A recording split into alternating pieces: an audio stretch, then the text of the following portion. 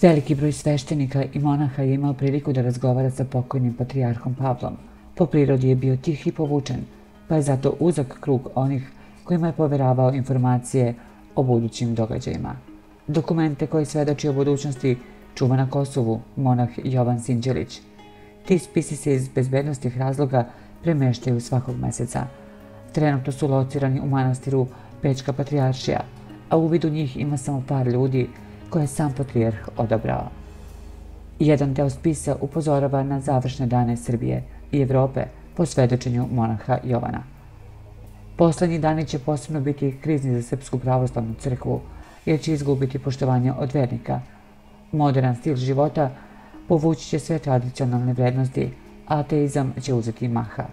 Doseljavanje islamista na teritoriju Evrope se poklapa sa predviđanjima patrijarha. Usledit će verski ratovi koji će biti kobni po pravoslavce i katolike, predvideo je patrijarh. Zanimljivo je da patrijarh Pavle nije želeo da venčava ni sahranjuje ni najviše državne zvaničnike. Patrijarh nije koristio ni televizor, ani radio, niti čitao novine, znajući da su prilike takve da će ono što je od važnosti doći i do njega. Umeo je sve sam da popravi, bilo da su to cipele, naočare, roletne. Sam je kuvao, šio i nijedan fizički posao mu nije bio stran ni težak.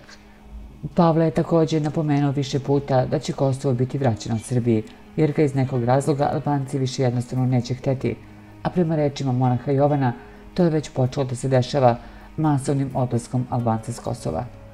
Na kraju se dodaje i da će Rusija i Srbija napraviti konačnu podelu na Balkanu u vidu teritorija nakon konačnog sukoba u kojima ćemo mi završiti na strani pobednika.